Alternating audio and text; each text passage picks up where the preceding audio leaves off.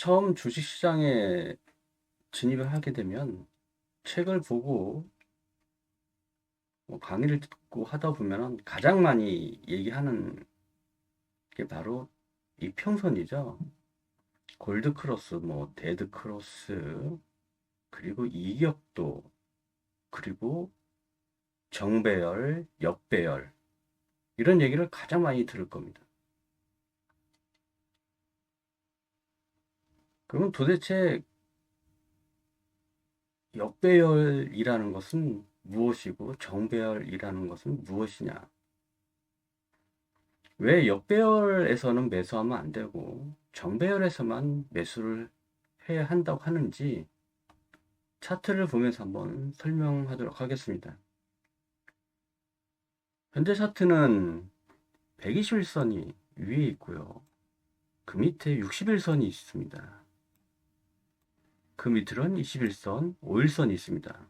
배열은 완전히 역배열입니다. 반대로 정배열은 순서대로 5일선, 21선, 61선, 120선, 241선이 차례대로 위로 있는 그것이 정배열이라고 하죠. 그럼 왜 역배열에서는 매수를 하지 말자 하는 이유가 있을 거 아닙니까? 이 차트를 보게 되면 21선이 수직 낙하하고 있어요. 이 말은 무엇이냐면 매도세가 굉장히 강하다는 거죠. 매도세가 굉장히 강하다는 것은 20일 동안의 평균 가가 계속 하락하고 있다는 거고 21선이 떨어지니까 당연히 시간이 지나면서 61선도 따라오고 그 다음 121선도 따라오고 241선도 밑으로 빠지는 겁니다. 그럼 이게 어때서? 왜냐면 매도가 굉장히 강한 모습에서는 매수를 시도하면 할수록 매물대 맞고 계속 떨어지기 때문에 초보자가 쉽게 들어가면 계속 하방으로 진행하는 거에 흐름을 계속 두들겨 맞으니까 좋지 않다고 얘기하는 겁니다. 그럼 어느 때가 좋냐? 정배열. 정배열이라고 얘기하면은 매물대가 더 이상 깨지지 않고 매물이 거의 다 나왔을 때 이제는 더 이상 매물이 나오지 않고 하락을 멈추는 그 구간. 그 구간에서 시작되면서 21일 이평선이 모든 것을 꿰뚫고 올라가면서 이평선들의 흐름을 평균가니까요. 종가의 평균가니까 흐름을 바꿔놓게 되는 그런 순간이 정배열이다. 그럼 간단히 얘기하면은 하락할 때는 소나기를 피하고 기다리고 있다가 처마 밑에 기다리고 있다가 비가 그치고 날씨가 개이기 시작하면은 그때부터 매수를 하면 어떨까 하는 그런 개념으로 받아들이면 되죠. 그럼 역배열과 정배열의 가장 중요한 모습은 어떤 모습이 될까? 그래서 여기서 정고점, 전저점, 파동 이론이 나오는 겁니다. 상승했다가 하락이 멈추고 다시 상승했다가 하락하는데 하락이 멈추고 다시 올라가는 이 과정. 이것도 어떻게 보면은 정배열, 역배열과 밀접한 관련이 있는 이론이라고 보시면 돼요. 그래서 차트가 정배열로 변하고 흐르는 모습을 볼 때 가장 안정적인 흐름을 보인다. 그리고 정배열 이평선이 수렴하는 이 모습. 이 말은 더 이상 떨어지지 않고 이 가격대를 유지시켜준다는 평균 종가의 원리예요. 이 가격대에서는 모든 사람들이 매수를 하고 시도하고 이제는 떨어지고 올라갔던 어떤 흐름에 멈춰서는 어떤 정점에 있다. 이렇게 차트상으로는 판단하고 이해를 해야 되는 겁니다.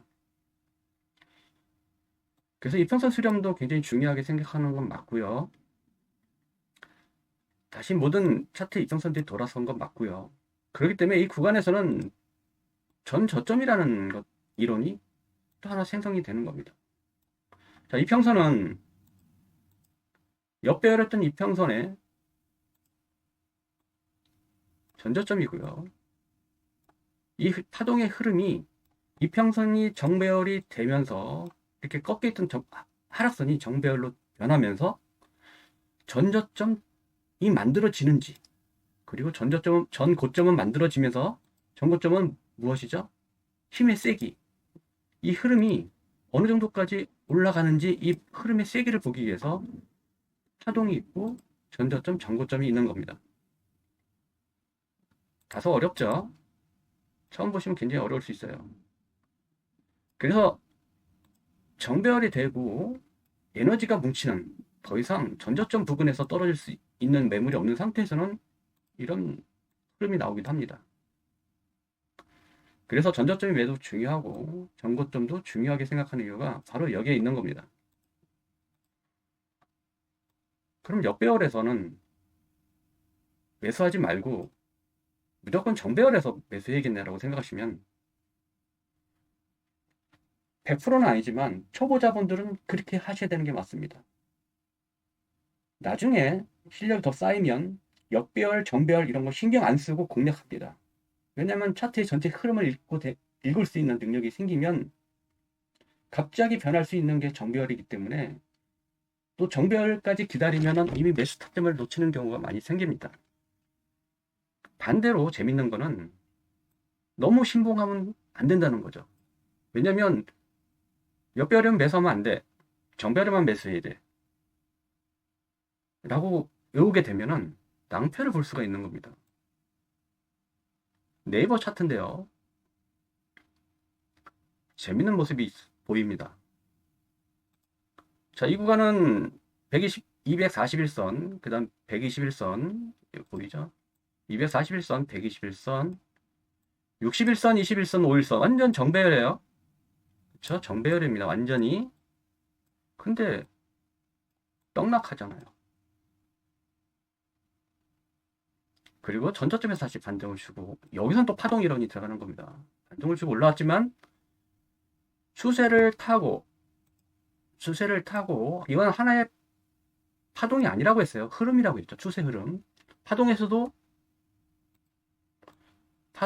추세가 있고, 이런 추세가 있고, 일반적인 추세의 흐름이 있는 거예요. 전저점에서도. 그런데 이 구간을 보면요. 241선, 그쵸? 121선, 61선, 21선 있는데 완전 정배열이에요. 그래서 따라가야지 하고 붙었다가 어떻게 됩니까? 바로 떡락하죠. 이것은 파동 이론을 이해를 해야 가능한 겁니다. 그리고 이격도라는 것도 있죠. 이격도. 이격도는 무엇이냐? 이격이 너무 많이 벌어져 있으면 정배열의 상태예요. 21선이라고 치고요. 61선, 120선, 241선. 요 간격이 너무 크면은 5일선의 크기가 가파르다는 거예요. 굉장히 가파르고 21선의 크기도 굉장히 가파르다는 거죠. 이격도가 크다는 것은 그만큼 작은 5일선, 11선, 21선이 가파르게 오르고 있다는 것은 그만큼 과열되어 있는 구간이 있으니까 이격도가 벌어졌을 때는 조심하라 라는 내용이 나오는 겁니다. 자, 오늘은 여기까지 하겠습니다.